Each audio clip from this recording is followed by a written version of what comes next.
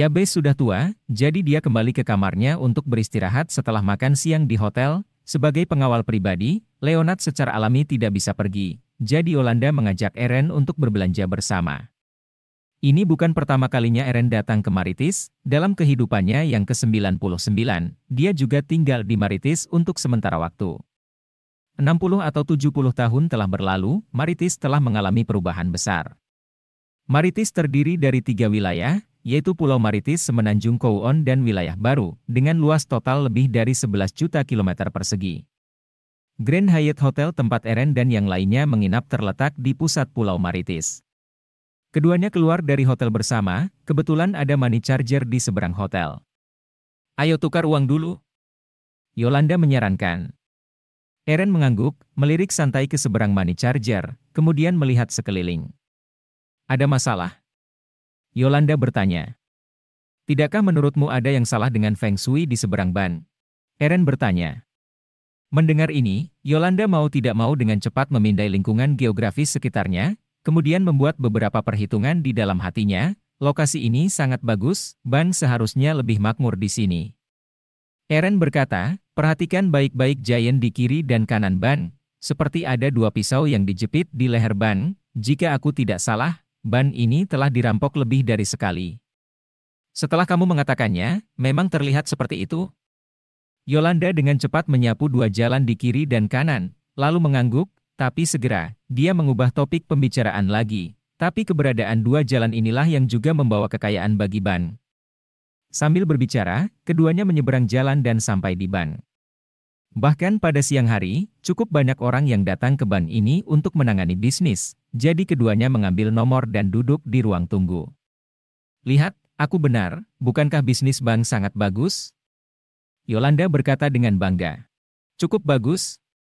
Eren mengangguk setuju dan tidak membantah lagi.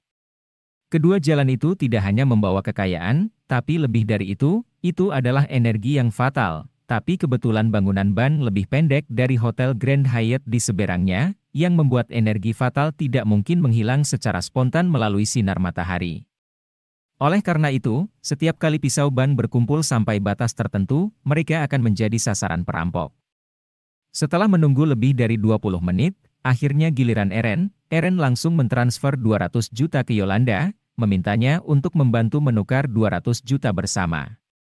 Selama perjalanannya ke Maritis, dia juga berencana untuk membawa pulang beberapa hadiah untuk orang tuanya, Arini dan Geisha. Tepat ketika Yolanda datang ke jendela untuk melakukan penukaran, sebuah van berhenti di luar ban, pintu terbuka dan 5 gangster bertopeng dengan tas travel hitam di satu tangan dan pistol di tangan lainnya melompat keluar. Melihat hal tersebut, satpam di depan pintu tanpa sadar ingin bersembunyi di ban, namun para gangster bereaksi lebih cepat. Bang, bang, bang, bang. Disertai dengan beberapa tembakan cepat, keempat dada satpam tertembak dan jatuh ke tanah, hidup atau mati mereka tidak diketahui. Mendengar suara tembakan, semua orang di ban melarikan diri dengan panik, tapi para gangster sudah bergegas ke pintu. Seorang gangster mengarahkan senjatanya ke atas, menarik pelatuknya, mengenai langit-langit ban dan berteriak dengan keras, "Semuanya! Semua yang tidak terlibat berjongkok, jika tidak mau mati." Pada saat yang sama, seorang gangster bergegas ke konter dengan cepat, mengarahkan senjatanya ke staf di dalam dan berkata dengan tajam, "Semua orang berdiri, jangan panggil polisi, apalagi bertindak gegabah, uang adalah milik ban, sementara hidup kalian milik kalian sendiri, jangan membuat gerakan sekecil apapun, atau kalian semua akan terbunuh." Adapun 2 gangster lainnya, mereka bergegas ke pintu keamanan dan menempelkan bom di pintu. Kemudian, keduanya mundur dan meledakkan bom, dengan bang, pintu anti-maling langsung diledakkan, kemudian kedua gangster itu bergegas masuk. Tampaknya target mereka bukanlah uang tunai di konter, tetapi berangkas bank. Yolanda yang berjongkok di tanah, mau tidak mau melirik Eren, wajahnya sedikit pucat, tetapi ekspresinya relatif tenang. Tiba-tiba, sebuah bel tajam berbunyi, tapi itu adalah bel alarm. Wajah ketiga gangster di aula berubah drastis. Gangster yang berdiri di jendela memalingkan matanya dan mengunci ke seorang anggota staf wanita. Pandangan tegas melintas di bawah topeng. "Kamu bajingan, kamu akan mati." Dia memutar moncong senjata dan menarik pelatuknya ke arah kaca anti peluru. Tapi pada saat itu, cahaya putih ditembakkan, mengenai rompi gangster itu, gangster lainnya mengeluarkan erangan teredam dan jatuh lemas di tanah. Segera setelah itu, dua lampu putih lagi ditembakkan ke dua gangster lainnya dan mereka berdua jatuh ke tanah dengan erangan teredam. Melihat pemandangan ini, orang-orang di ban terkejut. Lari! Tidak tahu siapa yang berteriak, namun orang-orang yang berjongkok di tanah berlari ke arah luar ban satu persatu. Beberapa orang mengeluarkan ponsel mereka dan memanggil polisi sambil berlari. Pada saat ini, dua gangster lainnya telah mengancam manajer ban untuk membuka pintu brankas. Tapi pada saat ini, keduanya jatuh ke tanah bersamaan saat mata mereka menjadi hitam. Manajer yang berjongkok di sudut brankas dengan kepala di lengannya juga terkejut, lalu berlari keluar. Ayo pergi juga. Eren dengan tenang berkata kepada Yolanda. Oke. Yolanda mengangguk, karena jika dia terus tinggal di sini, ketika polisi datang, dia pasti harus pergi ke kantor polisi untuk membuat pernyataan, terlalu membuang-buang waktu. Begitu keduanya keluar dari ban, bel alarm berbunyi dan beberapa mobil polisi tiba dengan kecepatan tinggi.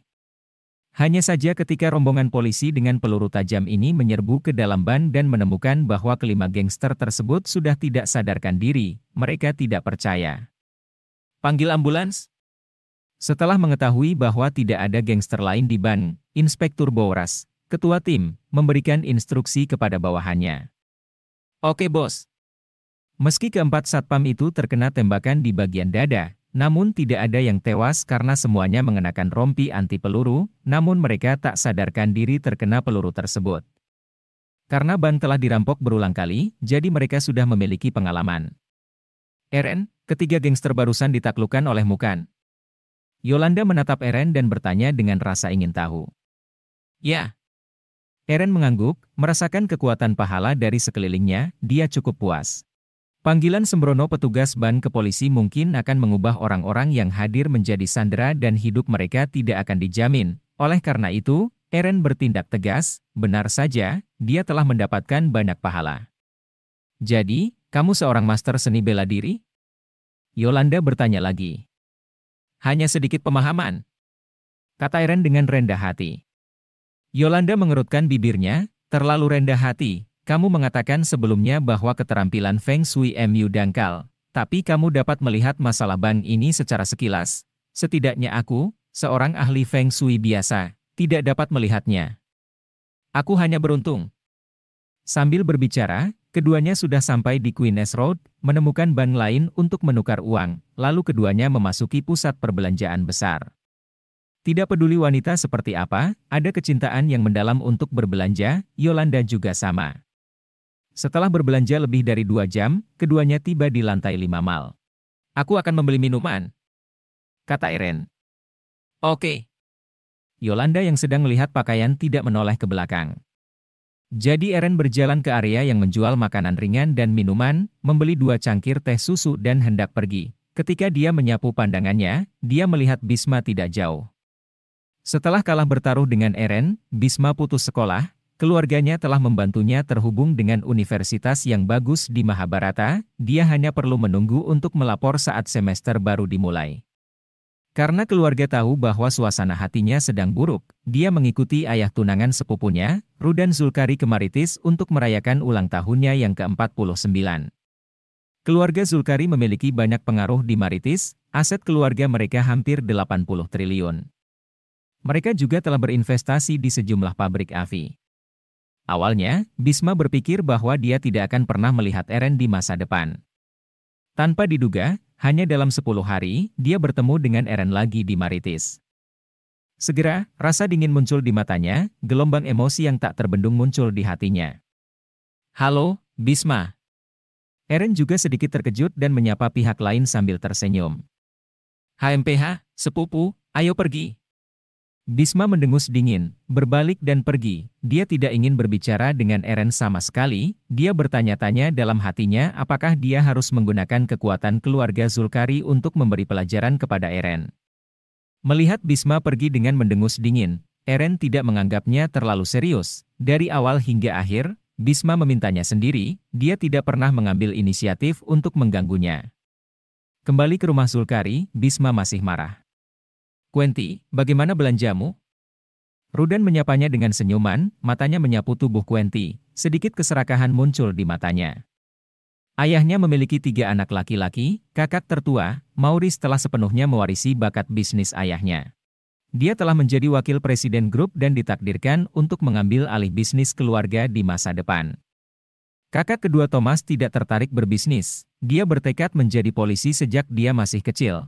Sekarang dia baru berusia 27 tahun dan dia sudah menjadi inspektur kepala. Tentu saja dukungan dari keluarga Zulkari sangat diperlukan. Adapun ayahnya, Rudan, dia tidak memiliki bakat dalam bisnis dan tidak berniat terjun ke dunia politik. Dia hanya seorang pria biasa yang sering terlihat di berita gosip, keluar masuk hotel dengan selebriti atau model wanita tertentu. Jelas Quentin juga mengetahui hal ini, jadi kesannya terhadap Rudan tidak baik. Tapi Maurice dan Thomas sudah menikah, jadi persatuan hanya bisa dilakukan dengan Rudan. Aku lelah, aku akan kembali ke kamarku dulu. Setelah mengatakan itu, Quentin langsung naik ke atas. Melihat ini, mata Rudan memancarkan ketidakpuasan. Sepupu, aku punya sesuatu untuk ditanyakan padamu. Pada saat ini, Bisma berkata, "Ah, ada apa? Katakan saja, di Maritis, tidak ada yang tidak bisa kulakukan." Rudan menepuk dadanya dan berkata, membuat Bisma cukup senang. Bisma berkata dengan getir, "Sepupu, aku punya saingan, dia kebetulan datang ke Maritis kali ini, aku ingin kamu membantuku memberi pelajaran pada pria itu." Ini masalah sepele. Rudan melambaikan tangannya dengan tidak setuju, "Katakan padaku, berapa banyak yang kamu inginkan?" "Aku ingin mematahkan tangannya." Bisma berpikir sejenak dan menambahkan, "Ini lebih serius. Jadi dia tidak bisa mengikuti ujian masuk perguruan tinggi." Rudan mengangguk dan berkata dengan percaya diri, "Jangan khawatir. Aku akan membantumu dalam masalah ini, tapi di masa mendatang, kamu dapat mengucapkan kata-kata yang lebih baik untukku di depan sepupumu." Setelah menanyakan beberapa informasi kepada Bisma tentang Eren, Rudan memutar nomor secara langsung. "Eren? Ini aku ingin kamu melakukan sedikit hal. Seorang anak laki-laki bernama Eren Brown dari Avi menyinggung perasaanku, kirim seseorang untuk mematahkan tangan dan kakinya." Setelah menutup telepon, Rudan berkata kepada Bisma, "Berita akan datang paling lama malam ini, terlalu murah mematahkan tangannya saja, aku memberimu sepasang kaki secara gratis." "Terima kasih sepupu ipar." Bisma berkata dengan penuh terima kasih. Di sisi lain, setelah berbelanja lebih dari 3 jam, Eren dan Yolanda keluar dari pusat perbelanjaan dengan tas besar dan tas kecil. Tidak jauh dari situ, ada 5 pria berpakaian seperti preman di dalam sebuah van. "Kak Eren, anak itu keluar." Duduk di kursi pengemudi, Dapeng mau tidak mau berkata dengan penuh semangat saat melihat Eren dan Yolanda berjalan keluar dari mal. "Sialan, cepat dan pergi ke sana." Eren menghirup rokok dalam-dalam, membuang puntung rokok keluar jendela dan memberi perintah. "Ya, Kak Eren." Dapeng dengan cepat memindahkan persneling, lalu menginjak pedal gas dan van itu melaju keluar, mendatangi Eren dan Yolanda dan menginjak rem. Yolanda terkejut. Pintu van terbanting terbuka, Eren melompat keluar dari van dengan 3 anak laki-laki muda yang membawa pipa baja dan langsung berlari ke arah Eren. Bang, bang, bang, bang. Eren mengangkat kakinya dan menendang keluar, disertai dengan 4 erangan teredam, 4 anak laki-laki muda termasuk Eren semuanya ditendang ke tanah olehnya.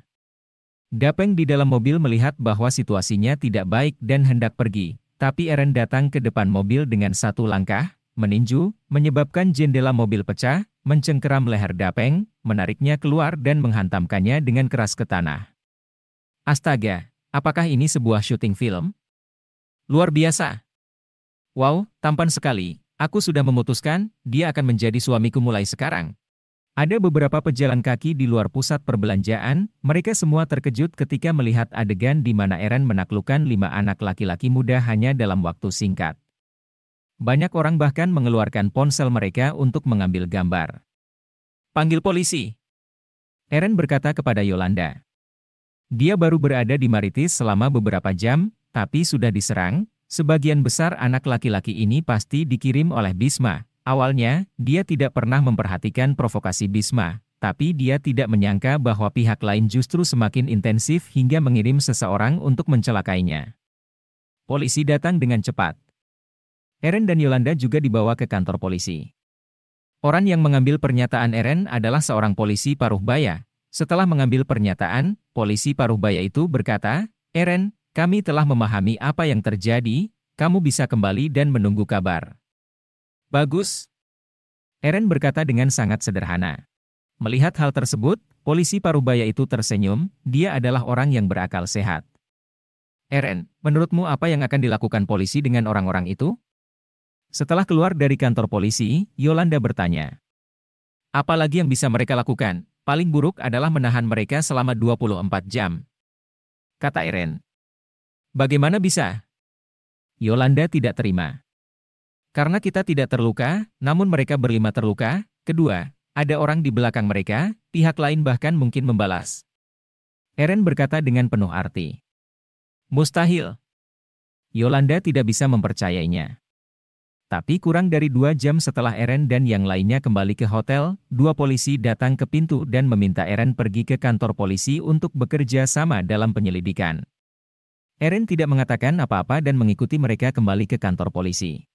Tapi Yolanda tidak tahu, sampai dia memanggil Eren untuk makan malam, namun tidak mendapat jawaban ketika dia mengetuk pintu, kemudian dia mengetahui dari hotel bahwa Eren dibawa pergi oleh polisi. Yolanda sangat marah ketika mendengar berita itu dan segera menemui Yabes. "Kakek, sayang sekali, Eren dibawa pergi oleh polisi." "Apa?"